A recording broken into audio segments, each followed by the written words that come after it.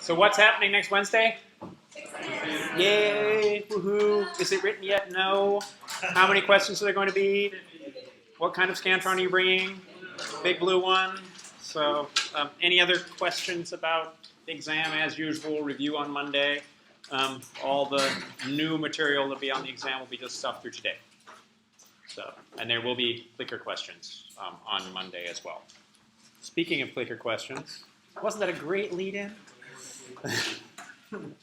The Ebola vaccine, which has undergone the most testing, is mostly composed of Ebola virus, different filovirus, rhabdovirus, Pneumonia and Influenza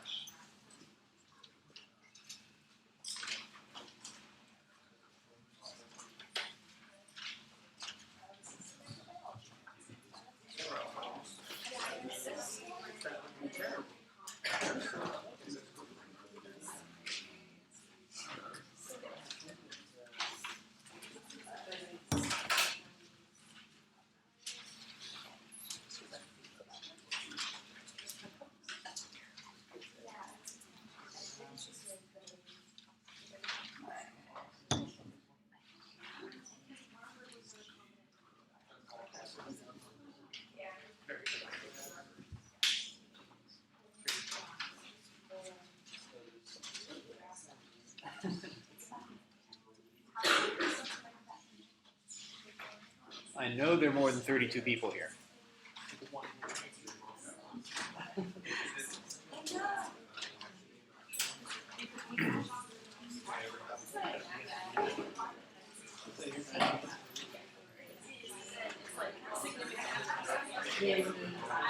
And vote quickly.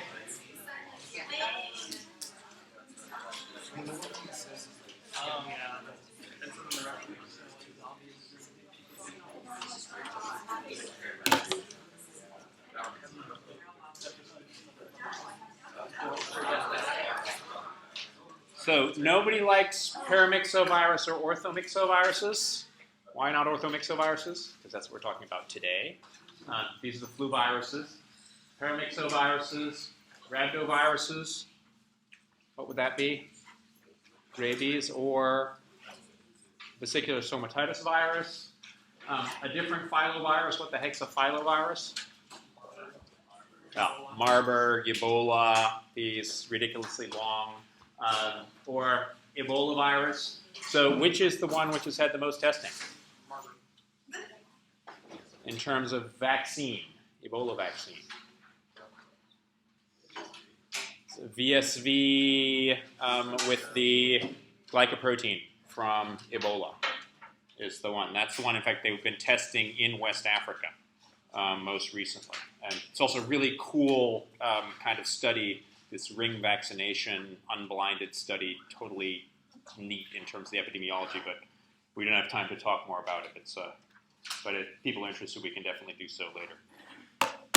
So, yeah, basically these things are just ginormous. Rhabdoviruses, big differences relative to the rhabdoviruses are editing for the secreted glycoprotein versus the non-secreted glycoprotein, and also we've got those overlapping start and stop in a couple of the genes and the rest of the genome. Why people care, of course, is the hemorrhagic fever aspect of things.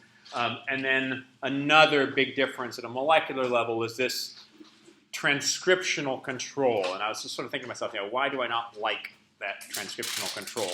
Because whenever I think about transcription, it's a DNA-dependent RNA polymerase. And this is clearly not a DNA-dependent RNA polymerase. It's an RNA-dependent RNA polymerase. So I would actually say messenger RNA production rather than transcriptional control. And so that's the main thing here. More questions on filoviruses. Long, skinny filament. I guess that's what that's supposed to be, this filamentous virion here. These are huge. They're really, really big. The virions are quite large. And that's probably why it's hard to actually get transmission of these things.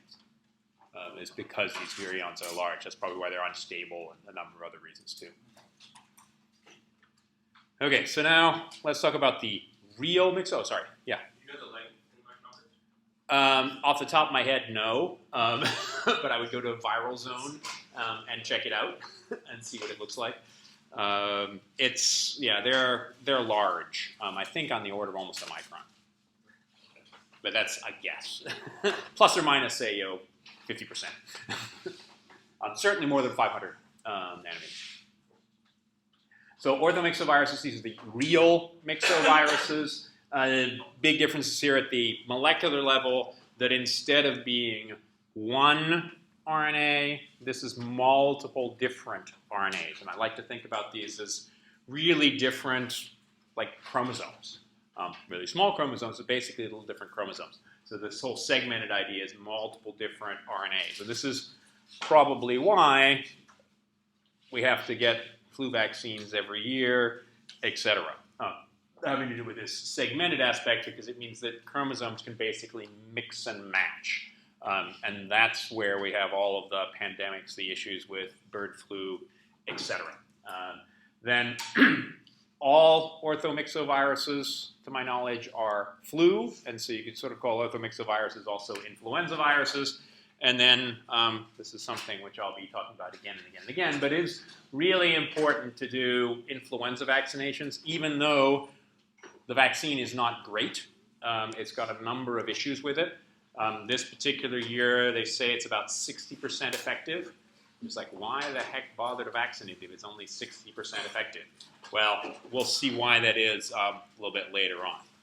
So again, most of the issues here have to do with the segmented genome, and of course that's now very different relative to all of the other RNA viruses that we've really talked about so far, with the possible exception of those plant RNA viruses that we talked about, feels like oh so long ago now. Hemagglutinin, we've kind of been beating hemagglutinin into the ground here, but that is by far and away one of the best understood of the virus receptor binding proteins, what's happening with that. And it turns out also one of the major determinants of what host range is being used, so what's being infected, and also a lot of the antigenicity and how the vaccine may or may not be preventing against that particular disease at any given time.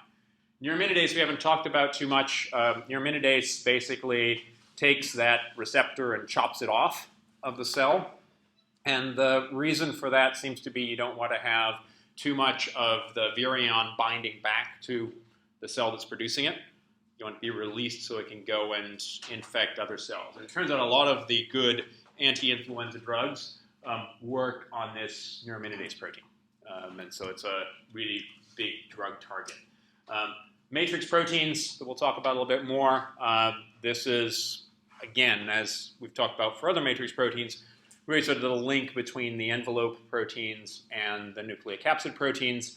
In influenza, they have some very specific roles, including this ion channel process. And the ions here are, as far as we can tell, mostly hydrogen ions, which of course is a change of pH. What happens to change of pH is you have changes in structure. Then in terms of replication, these guys are a little weird as far as RNA viruses are concerned because they replicate in the nucleus.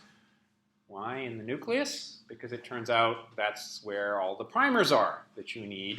Not so much for replication, but actually for making messenger RNAs. And that's this process called cap snatching, which is really unique to the orthomyxoviruses, at least in terms of the viruses we're talking about this term. There are some other viruses that do this as well.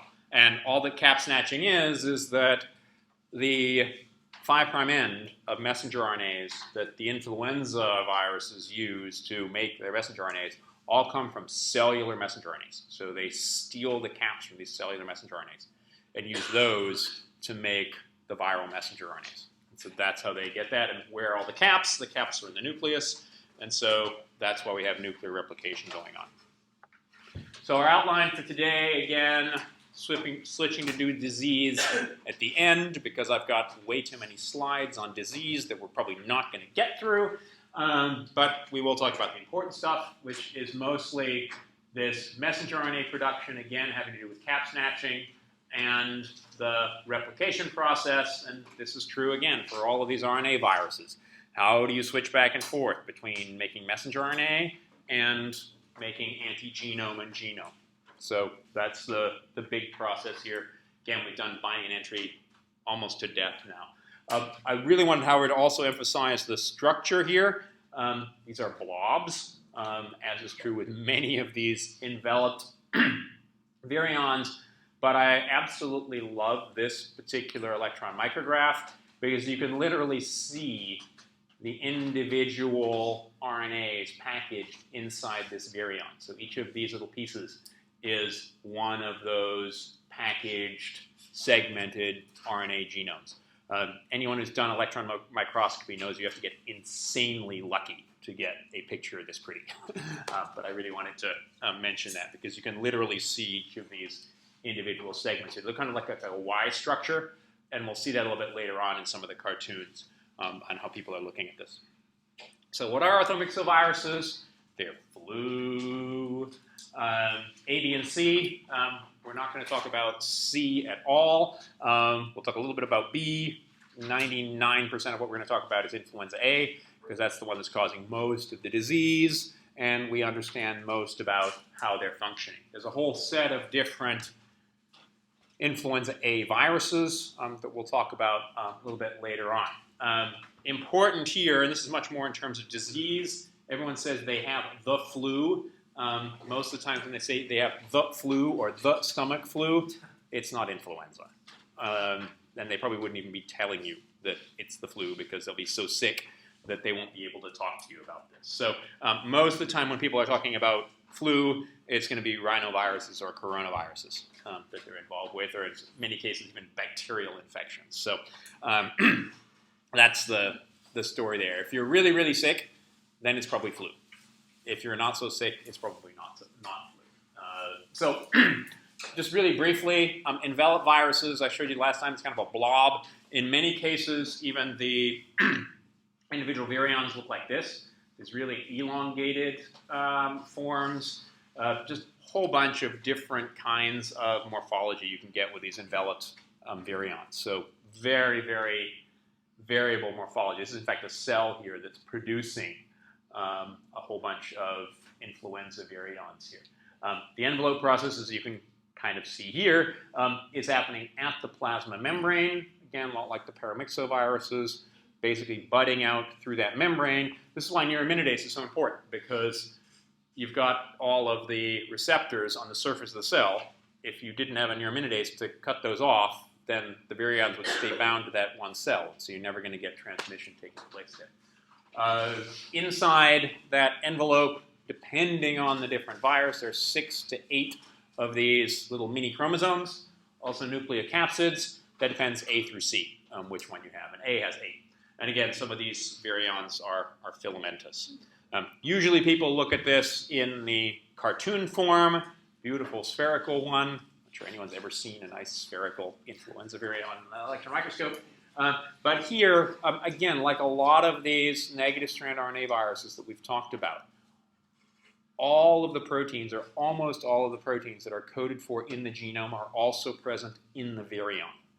And that's partly, again, because these are negative strand RNA viruses. So they have to have all of the replication machinery, everything to make the messenger RNAs in the virion, because you can't make any viral proteins until you've actually gone through some of that replication process. For the influenza A, which is what we're looking at here, 10 proteins, again, almost all of them packaged. Let's start on the outside. Hemagglutinin, what does it do? Bind the receptor, cause blood cells to cross-link with each other.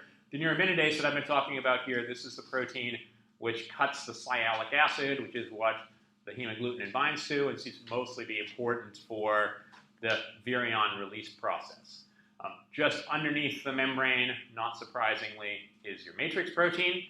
Again, sort of providing the link between these envelope proteins and these genomic proteins here. What's not shown very well are the NP proteins, NP, nucleocapsid proteins. So it's binding to all of the RNAs, which is not shown on this particular picture. Then what we have here, which is also similar to all the other negative strand viruses we've talked about so far, are polymerases. These, however, are different in the orthomyxoviruses because it's a trimeric structure. It's actually 3 proteins together to PB1, and PB2 that we'll talk a lot more about later on. These are the RNA-dependent RNA polymerases, and they're bound to both the 5' and 3' ends of each of these genome segments, which are loop structures, again, bound to this nucleocapsid protein.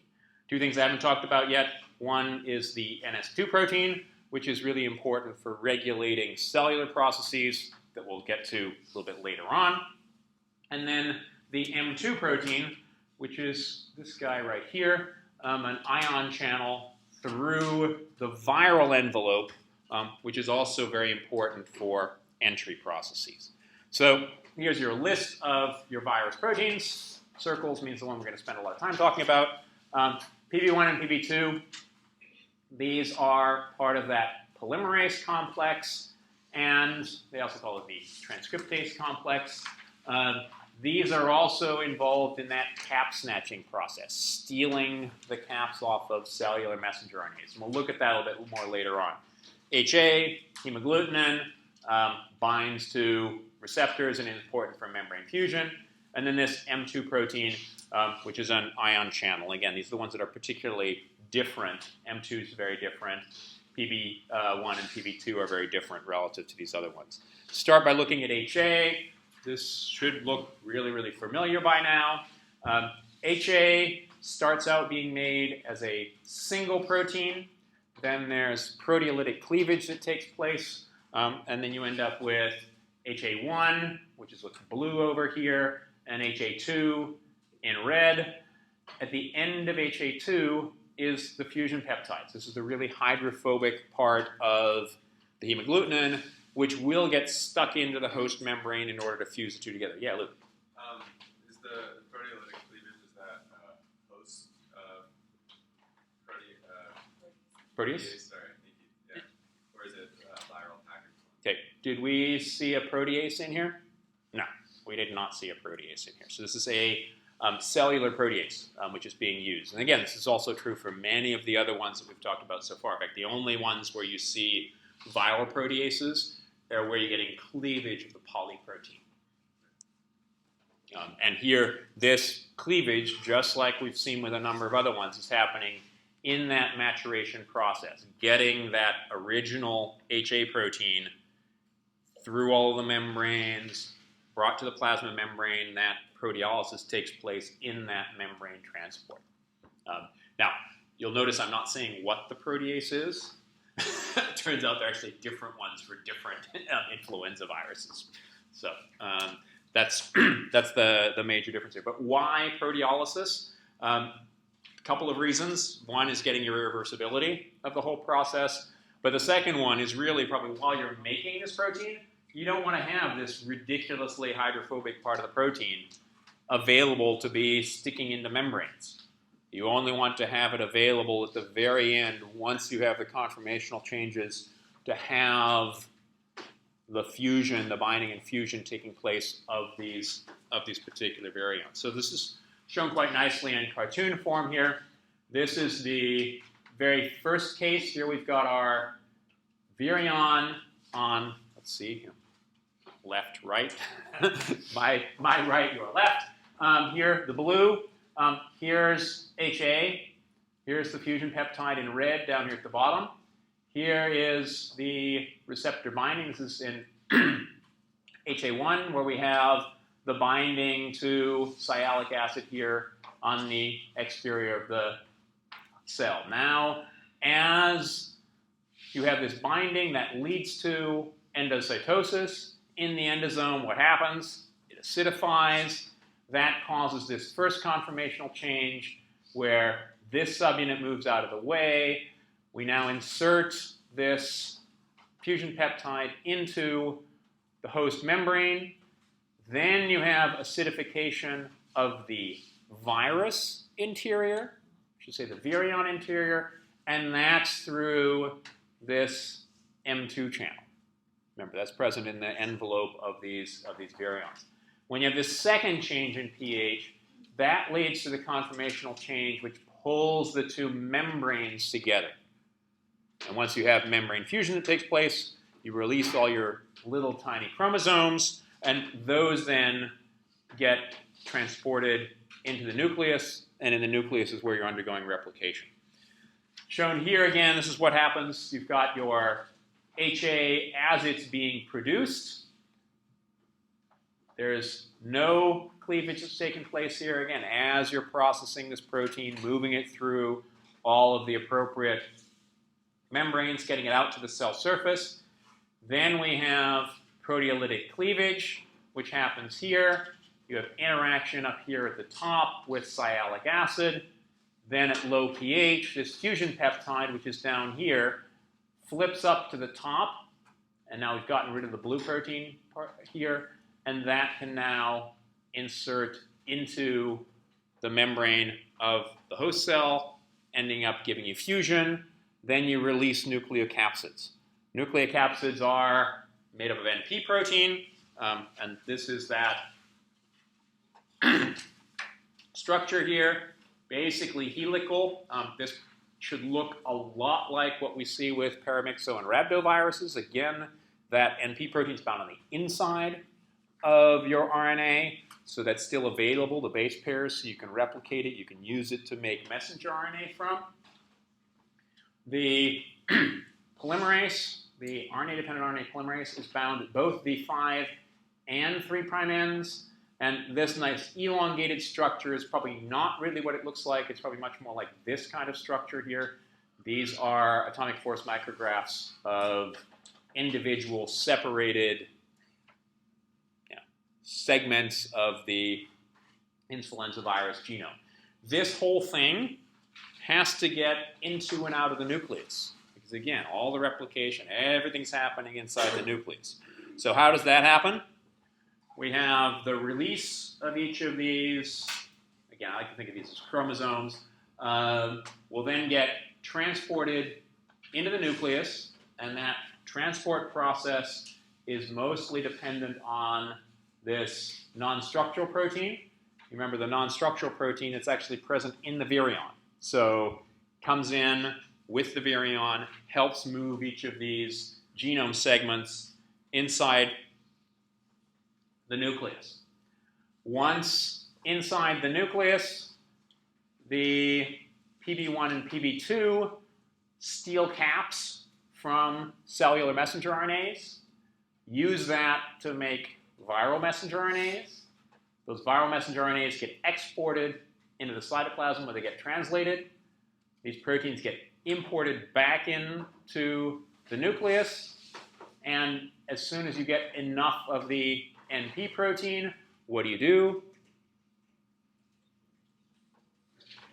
What happens? And a lot of N protein. What's the important thing here? Concentration of N, concentration of NP. What do? Switch from messenger RNA production to genome production. So you get enough of your NP, you then go from genome to antigenome to genome. This whole process gets packaged. You've got another little mini chromosome that gets exported and packaged. So you see there's a huge amount of nuclear import, export, import, export, import, export that's going on here. So you have to have the genomic segments coming in and getting back out. The messenger RNAs, this is fine. This is a cellular process. Anytime you get a regular messenger RNA, that'll get exported. All of these viral proteins have to have nuclear localization signals to get them back inside the nucleus. And then once you've had this whole assembly take place, that whole thing needs to get back out as well. So there's a lot of bouncing back and forth across the nucleus here. But why do everything in the nucleus? Again, it has to do with this cap snatching process. So what the viral proteins do is PB2 binds to cellular 5' caps. So these are your 5-methyl G caps that have been flipped around one of the little transferases. And then the PB1 protein will cut about 13 or 14 nucleotides away from this cap, always at an adenine residue. That then will base pair with the U, which is always at the 3' end of every single one of the genome segments of your orthomyxovirus.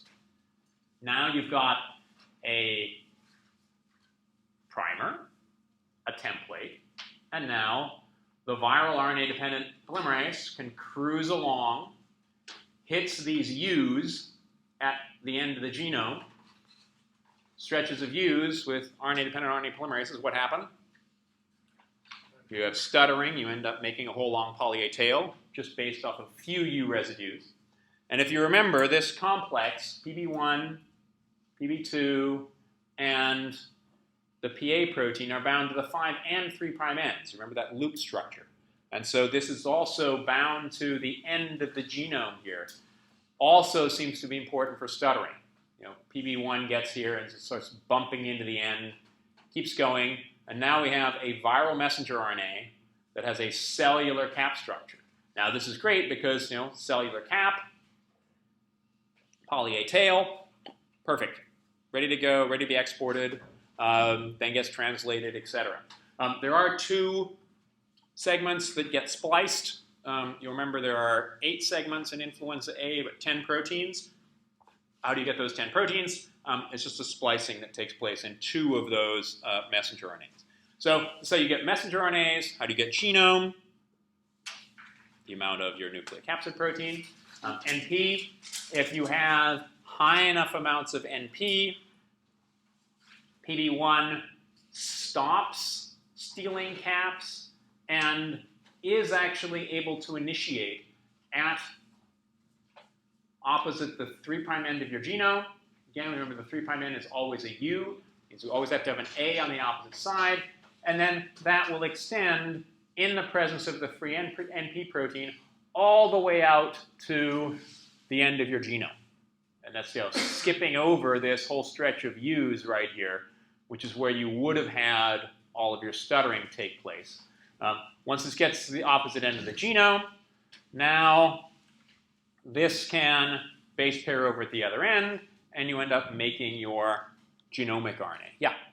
Someone talked about this, that when you're making a positive sense, Yep. genome, so that in the cap, you have 3 phosphate groups. Mm-hmm. And that is what stimulates the nucleoproteins to bind. So when you are making the messenger RNA, you don't have the nucleoproteins binding because of the 5' cap. It's so Yeah, no, so that's a great point here. And then they try and emphasize it here as well. You've got a PPP here at the end. So you have a triphosphate at the extreme 5' end of both your genome and your antigenome when this is happening. And this is really unusual in terms of RNAs which are being made in eukaryotic cells. You know, bacteria, archaea do this all the time. That's where their RNA polymerases start. But if you have cellular processes, it's always going to be a cap. And so it's that difference between the cap and that triphosphate, which is going to lead to, again, this is knowing, again, totally over-anthropomorphized here. The virus then knows that this is a genomic segment or an antigenomic segment as opposed to an RNA, or messenger RNA, I should say. Yeah, that's exactly right. Thanks for pointing that out again. So very different in terms of that process. The only other things we haven't talked about too much so far are the non-structural NS proteins. Again, NS comes up again and again and again. In influenza viruses, there's 2 of them. Again, very creatively named NS1 and NS2. NS2 we've talked about a little bit already. That's what's present in the virion. It's important for nuclear import and export. I just have export up here, but it's important for both of these processes because generally each of those NP-bound segments of genome is really too big to get through the nuclear pore complex by itself. So NS2 is really critical for getting those whole segments moved in and out of the nucleus. NS1 is the only protein that's not packaged inside the virion. And what NS1 does is blocks our friends CPSF and PABP. Okay, what were those acronyms for? So poly A binding protein is PABP. What about CPSF? Cleavage and polyadenylation specificity factor. So what are these things all about? Why would you want to block CPSF and PABP. So shut down cellular RNA production? Not really. But the important thing is you're not making poly-A tails on your cellular messenger RNAs. And if you're not making poly-A tails on the cellular messenger RNAs, they're not going to get exported. If they don't get exported, where are all the caps? The yummy caps in the nucleus, which is what you need in terms of making your viral messenger RNAs. And the viral messenger RNAs, where do they get their poly-A tails from? From stuttering by the RNA-dependent RNA polymerase. So they don't need all of these tails. So this process basically causes accumulation of capped precursor messenger RNAs in the nucleus. Also blocks PKR, which you haven't really talked about too much. This is protein kinase dependent on double-stranded RNA, which binds double-stranded RNA and is usually a really good way of shutting down all of the cellular processes involved in translation. So it's a viral defense mechanism.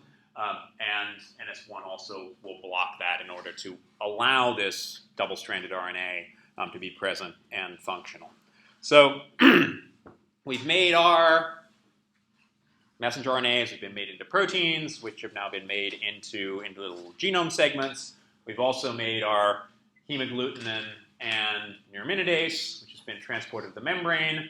Now we get our ribonucleoprotein particle, and these guys all bud at the plasma membrane. Due to the activity of NA, we don't have too many cellular sialic acid sites here to be bound to, and this whole process leaves. Now, one of the interesting and really confusing questions about this, remember these virions are incredibly variable in terms of their size and shape. So how do they get the right number of these little mini chromosomes? How do you end up with 8 and only 8 of these and only 1 of each? Nobody knows. And this is one of the big reasons that influenza viruses are such a problem, is that this process can basically pick up any 8 of these, and sometimes even more. Again, in influenza C, it's 6, etc.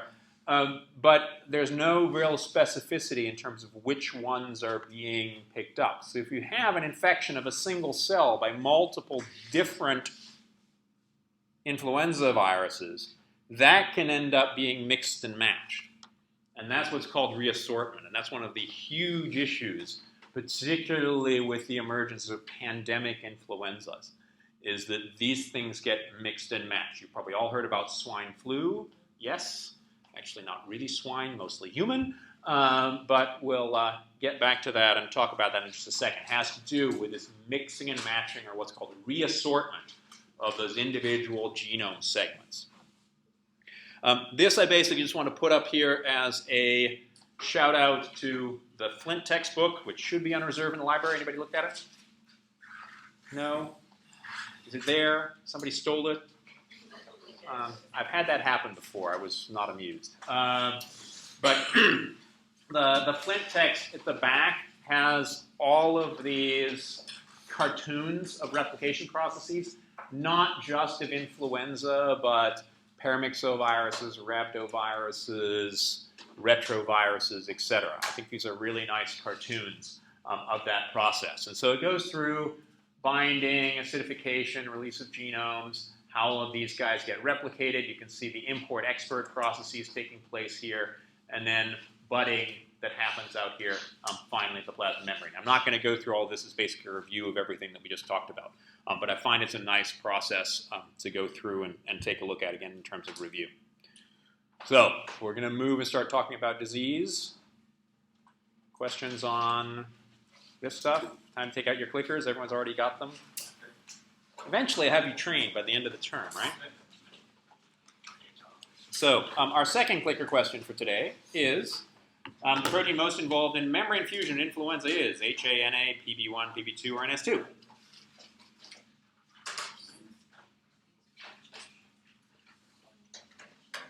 Beluga whale.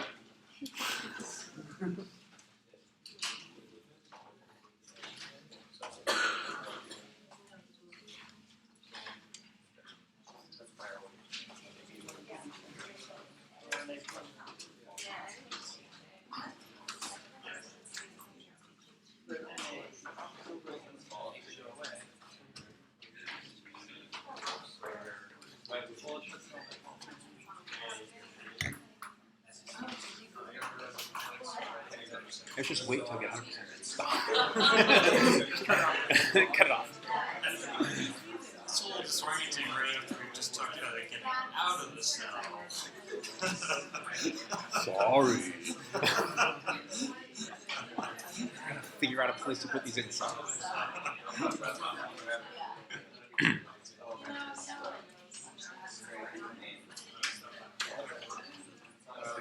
an article this morning that GlaxoSmithKline is pushing the market gene therapy concentration Cool. using ex vitro Five.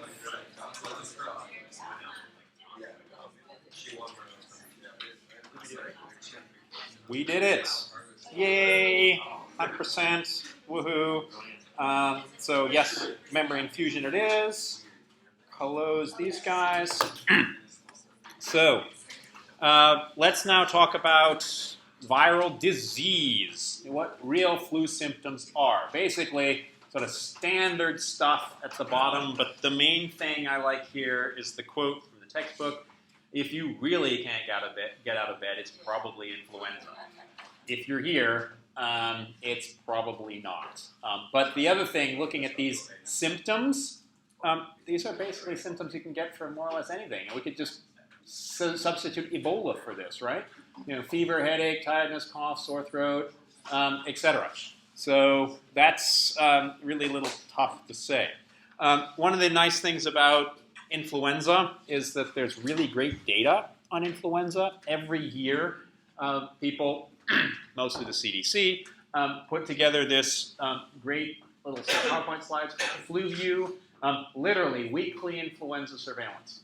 So this is through week 16 right now, looking at all of the different influenza specimens that have been delivered. A couple of thousand of them here. Most of these are influenza A of the H1N1 type. We'll get back to these different H's in just a second. What does H stand for? Hemagglutination protein and neuraminidase. Why do people use these? Because they're what's present on the outside of the cell, or sorry, outside of the virion. They're really easy to detect. In fact, antibodies in particular can detect these on the outside, and it's also the kind of thing that you see when you're looking at vaccines. And these differences, I think they're actually up to H14, so there are 14 different hemagglutination proteins out there. I think for neuraminidase up to 9. And these things can mix and match with each other. Now, the presence of one of those particular HAs, that's what most of your antibodies can be interacting with. And so if you change that H, maybe through a reassortment of your different genome segments, that's going to change very much what kind of reaction your immune system is going to have. And so that's why people are very concerned about following these H1 versus H3. And the two main circulating ones right now are H1N1 and H3N2. This is your H1N1, the big orange one. And H3N2 is this red one here as well. And there are a few other ones. Influenza B also circulating. These, by the way, any specimen which is being turned in, that's because someone's actually come in with disease. And so these are things that need to be reported. Another thing that's reported through the CDC is mortality that also is reported due to influenza-like disease. This is literally the percent of all deaths due to pneumonia and influenza-like symptoms. It's 10% of deaths caused by these kinds of diseases. Really high. And usually peaking here right around the first of the year. This is for the last few years. This is 2011, 2012, 2013, 2014, 2015. And this year, actually pretty low. It's been a pretty minor influenza year. So we're lucky, but usually you have these big spikes right here. The average here is what these two black lines are going through here as well. And by the way, this is up through April 28th, so we're about a week out here. Another way of looking at this, and so this is just a general survey looking at influenza and pneumonia-like diseases. You don't need to report as a hospital whether someone has died from influenza unless they're a pediatric case. And so those are the numbers here. In 2012, 2013, we had about 170. 2013, 14, so around 100 to 150. But remember, these are pediatric deaths. These are kids who are dying from influenza. How many people died in the U.S. from Ebola? Ever? One. How many kids die in any given year, even in a really low year, from influenza? Around 100. People care about influenza much? They all go and get their flu shots? Not so much. Do they go in and ask their medical provider for an Ebola vaccine that doesn't exist yet? Yes. There are 50 million people who are really cared about Ebola in the U.S. And yeah, so don't get me too started on this. It's going to be a long day. But one thing here is there are relatively low numbers this year. But you also have sporadic ones. And again, this is just listed by week here at the bottom. And so you do have a little bit of influenza even throughout the rest of the year. But these big peaks here, usually right around the end of December, beginning of January. What's interesting this year, for reasons that are not completely obvious, this is the red line down here at the bottom, it's really been pretty late. So the peak, in fact, in influenza, this is number of visits for influenza-like illness to hospitals, was actually not that long ago. So again, this is 2 weeks, 4 weeks at the end of January, end of February, end of March was actually the peak this particular year, whereas usually the peaks are right around New Year. What about this guy over here? What the heck is this one? This was 2009, 2010. Very, very early. Week 40 is in October.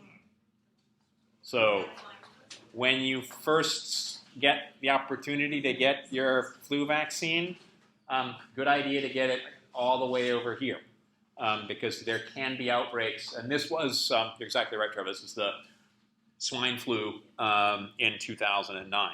So just a bit of an overview again. Anyone's into like a statistics geek, this is like the best site ever. So FluView, this is literally weekly influenza activity as of April 23rd. And I just wanted to give the comparison here to last year's at this time. Just a real quick local, regional, widespread. These are the ones here which you really need to care about. These guys not so much. Just last year versus this year.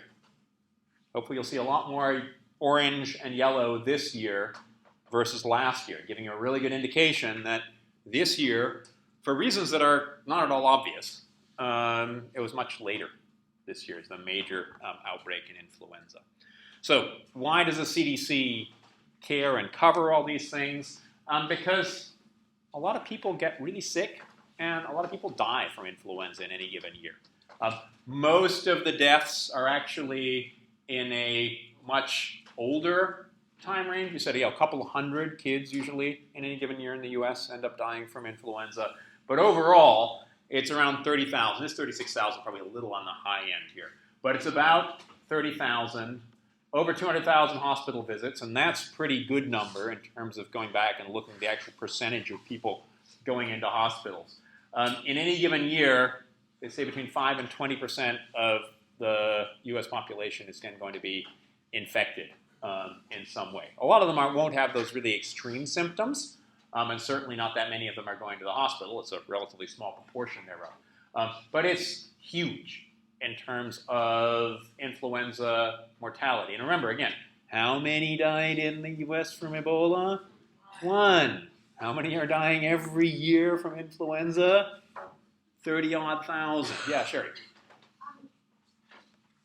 the reason that there's more cases and other ones have anything to do with the temperature that is surviving better in colder temperatures and hot? Because I don't get the room crowded theory, like people are crowded in one room, in the winter. So one of the questions is why do you have this peak? Why do you have a big peak of influenza in the cold times of year? Is not really clear. May have something to do with humidity. May have to do with more people in the same place. There are whether immune system changes. Nobody has a really good answer to that question, I think, is the real message here. One of the really interesting things to do is to look at flu in the tropics. If you look at the flu in the tropics, it's actually almost consistent year-round. And so it's only in the subtropical areas and the temperate areas, so northern hemisphere, southern hemisphere, that there's this real seasonality to it. Because you keep the flu vaccine in the refrigerator. Yeah, you keep the flu vaccine in the fridge, but I think that's probably not as critical, and there are different things about flu vaccine that we can, hopefully we'll get to vaccines a little bit later on. So we'll try and get there. Yeah, this is why people follow influenza and why many more people should care about influenza than care about Ebola. When people write movies about flu, okay.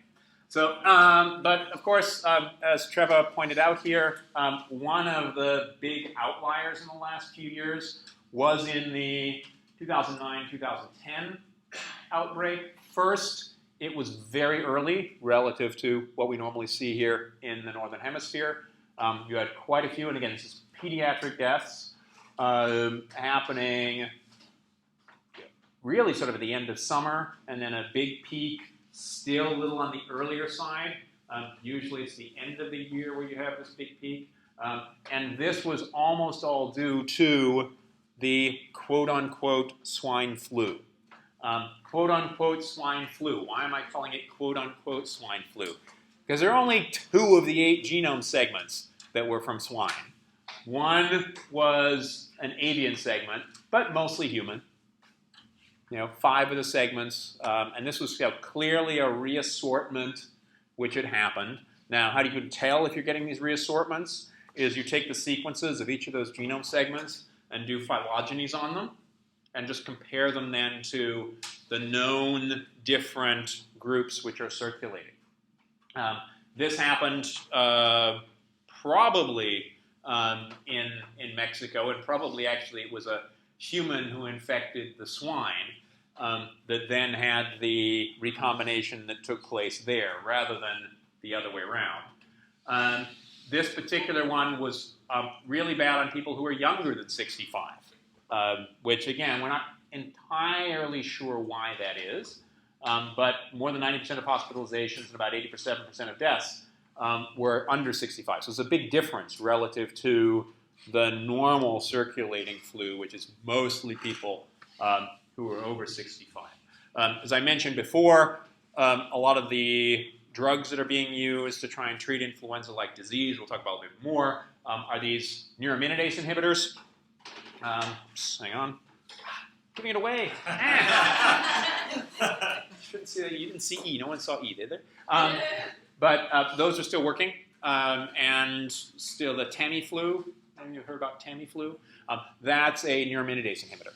And so, in fact, it binds to the structure. We looked at this really briefly when we talked about entry, way back when at the beginning of the term, is this neuraminidase inhibitor. So, but this particular outbreak was declared to be over in 2010. One of the really interesting things about this 2009 H1N1 is that's actually the strain which is circulating most right now. You may or may not have noticed in the previous ones.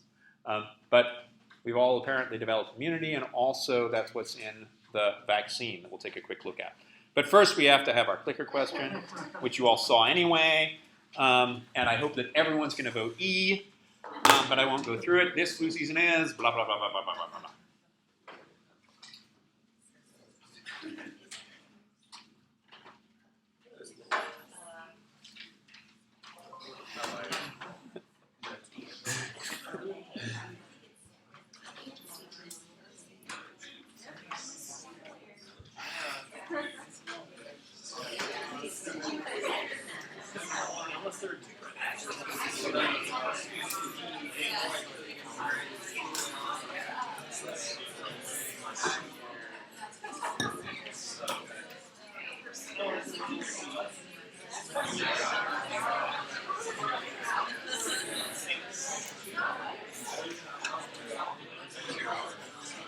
So, it seems until recently, the last swine flu freakout, I remember it was 1973. Everyone doing that, Yeah. arm shoot thing. I still never really been able to figure out what was up. Yeah. Because it's weird, fizzle, I think, or something. Yeah. If we have a chance, I was going to talk about that. Okay. So we'll see. Hopefully we'll get there.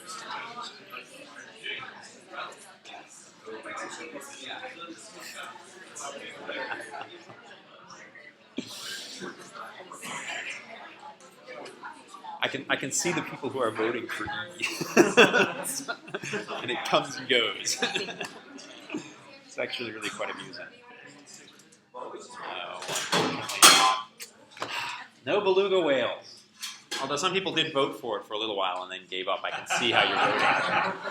So, but yes, mostly due to the quote-unquote swine flu circulating right now. All the other ones are wrong. And so even if you didn't know C, A, B, and D are wrong, and E. Okay, I guess I had to have that one, right? Sure. How can you be sure that it wasn't beluga whale, as the case may be? Okay, so what do you do if you get the flu, and how do you avoid the flu? Oh yeah. Oh, on that slide with the big red spikes and the seasonal baseline sign. Yeah. What's with that huge discrepancy? Is that bad curve fitting, or were those really bad years? 20? Oh, so where you have the big spike, the big red spike? Yeah, so it's they call this the epidemic threshold, and there's all kinds of ways that you calculate that. But basically anything that's above that means you actually have an epidemic that year, or below that you don't. But it's not an average over time. It's just these outliers, and I don't know exactly how those things are calculated. But it's not just a really bad curve fit. These are separate calculations Were that those go into really that. bad years in 2013? Those 3 years were bad, but not particularly bad. Nothing like 2009. If you look at the 2009, and that plot's way off. They're like twice as high, some of those. Yeah? Sort of the question we briefly discussed last time about how some super infections are caught, could maybe be due to the fact that we have stronger immune systems. So when they get sick, could that possibly be a reason that the original H1N1 epidemic was affecting younger individuals?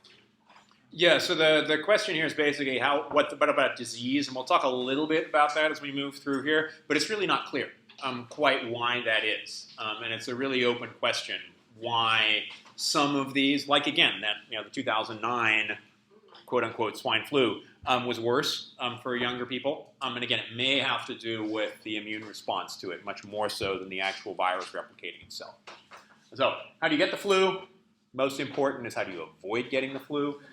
But one of the real reasons that getting your vaccine is really important, you can infect other people before you have symptoms and after you have symptoms.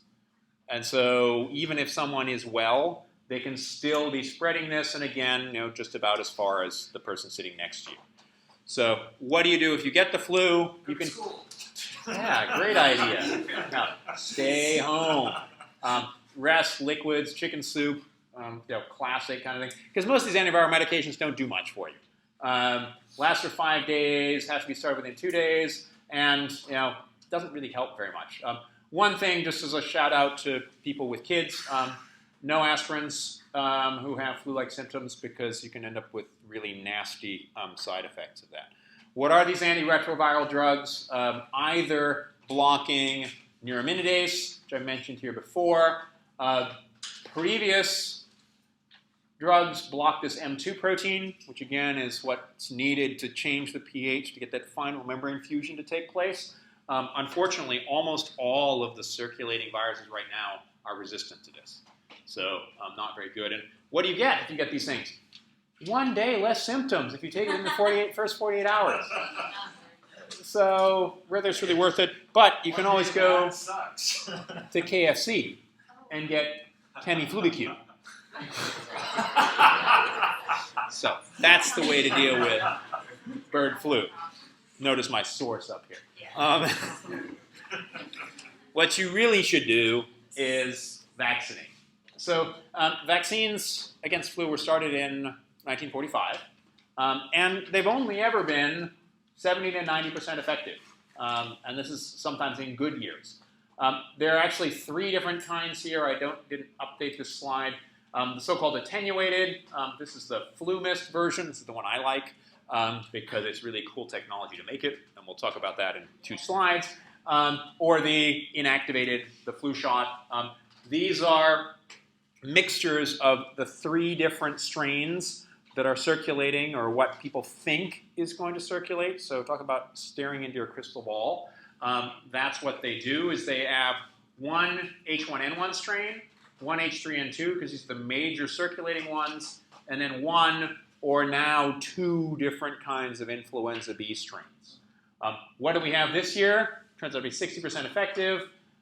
One H1N1-like from California from 2009.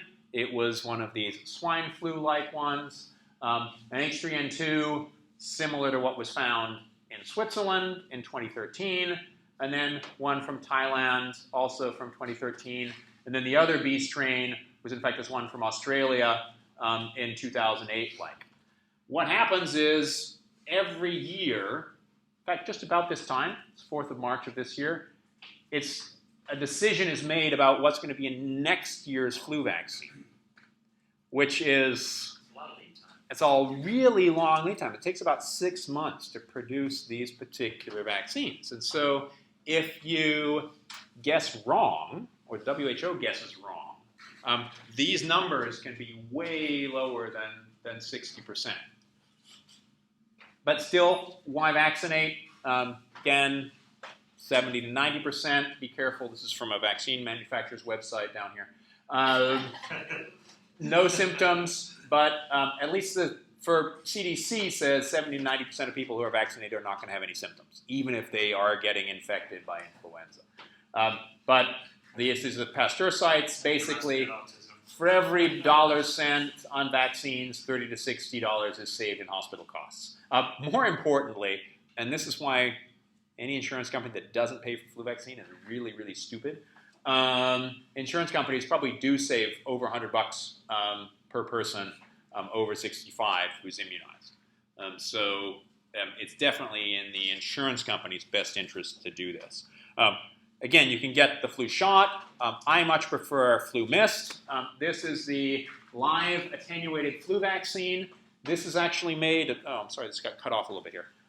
But basically by doing the same thing that happened, like what happened with the swine flu in 2009, is taking 2 different flu viruses that infect, and then reassort the different segments.